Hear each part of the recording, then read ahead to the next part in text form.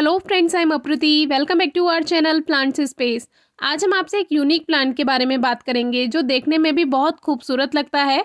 तो अगर आपके घर में लॉन है, लॉन एरिया है, या आपके घर का जो एंट्रेंस है वहाँ पर इतनी जगह है कि एक बड़ा पेड़ लगाया जा सकता है, तो वहाँ पर आप इस प्लांट को ज़रूर लगाएं क्योंकि ये देखने में बहुत प्यारा लगता है। और जहाँ दूसरे पौधे हरे होते हैं वहाँ इसका जो कलर होता है वो कुछ सिल्वर ब्लू शेड में होता है। इसमें एक ऑलिव ग्रीन कलर में भी आता है। इसमें डिफरेंट स्पीशीज़ होती हैं, आपको जो अच्छी लगे आप ग्रो कर सकते हैं। ये वाली जो वैरायटी है ये मुझे बहुत अच्छी लगती है क्योंकि जहाँ गार्डन में दूसरे प्लांट्स हरे भरे हैं वहाँ पर ये एक अलग ही वाइट शेड देगा। सिल्वर ब्लू शेड है इसकी पत्तियों का, तो ये अलग ही देखने में लगेगा। इस प्लांट का नाम है बिस्मार्किया नोबिलिस, या इसको बिस्मार्क पाम या सिल्वर बिस्मार्क पाम भी कहते हैं। नॉर्मली आप इसको सिल्वर पाम भी कह सकते हैं क्योंकि इसकी पत्तियों का जो कलर है इसीलिए ये सिल्वर पाम के नाम से जाना जाता है। ऐसे ही दूसरे पाम भी आते हैं जिनको फैन पाम या टेबल पाम भी कहते हैं। उनकी जो पत्तियां होती हैं वो भी कुछ कुछ ऐसे ही लगती हैं और वो छोटे भी रहते हैं, तो आप उनको टेरेस गार्डन में भी ग्रो कर सकते हैं। लेकिन ये जो प्लांट है इसके लिए थोड़ी ज़्यादा जगह चाहिए क्योंकि ये फैलता बहुत है। इसकी जो हाइट है वो 30 से लेकर 60 फीट तक, यानी 30 टू 60 फीट तक ये जा सकता है इसकी हाइट, और भी ऊंचा पहुंच जाता है। और जो ये फैलता है वो लगभग 12 से 16 फीट तक फैलता है। तो अगर इतना स्पेस आपके पास है तो ही आप ये प्लांट ग्रो कीजिए। और लगभग 4 फीट तक इसकी पत्तियां होती हैं, यानी एक लीफ जो है वो 4 फीट के बराबर तक हो सकती है। तो एक तरह से ये एक वाइड प्लांट है जो कि देखने में तो प्यारा लगता ही है, और आपके पास गार्डन है तो वो एक अलग लुक भी क्रिएट करता है। जड़ों की बात ऐसी है कि जो इनकी रूट्स होती हैं वो बहुत ज़्यादा गहराई में नहीं जाती हैं। तो अगर आपको ऐसा प्लांट चाहिए, बड़ा पौधा चाहिए जो आपके यहाँ लग तो जाए लेकिन ज़मीन में ज़्यादा गहरी उसकी रूट्स ना जाएं, तो उसके लिए भी ये प्लांट बेस्ट है।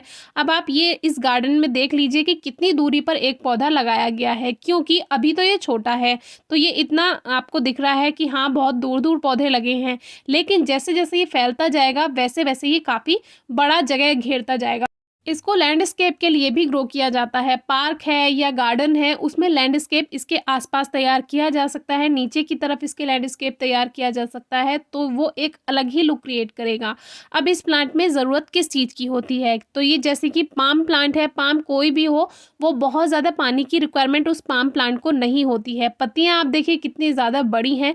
एक बात का ध्यान रखिए, जहाँ से आने जाने का ज़्यादा रास्ता हो उस जगह इसको ना लगाएं क्योंकि इससे टच होने के बाद ये आपको भी नुकसान पहुंचा सकता है, क्योंकि पत्तियां इसकी थोड़ी नुकीली होती हैं। और दूसरी बात, पत्तियां भी खराब होंगी जब ये टच होता रहेगा, जैसे आप निकलेंगे तो टच होती रहेंगी तो फिर वो पत्तियां भी बेकार हो सकती हैं।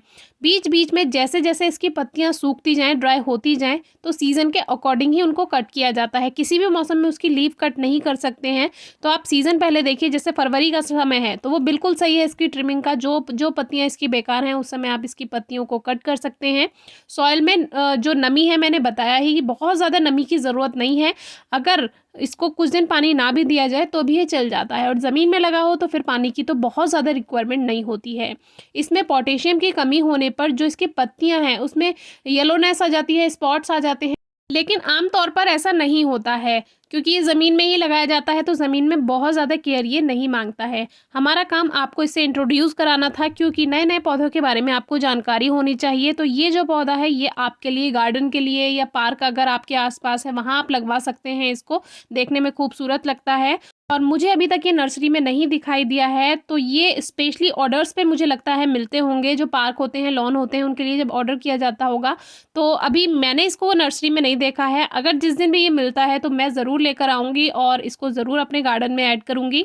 और ये प्लांट थोड़ा स्लो ग्रोथ करता है, बहुत ज़्यादा धूप की रिक्वायरमेंट नहीं है, लेकिन ज़्यादा धूप वाली जगह पर भी आप इसको लगा सकते हैं, या जहाँ पर सेमी शेड है, हल्की धूप आती है, वहाँ पर भी ये बहुत अच्छे से ग्रोथ कर जाता है। फर्टिलाइज़र के लिए आप मिट्टी की गुड़ाई करके इसमें गोबर की खाद या वर्मी कंपोस्ट भी मिला देते हैं तो भी अच्छी ग्रोथ करेगा। तो ये था एक यूनिक प्लांट। आपको कैसा लगा कमेंट बॉक्स में ज़रूर बताइए। कोई क्वेरी हो तो ज़रूर पूछिएगा। Thank you.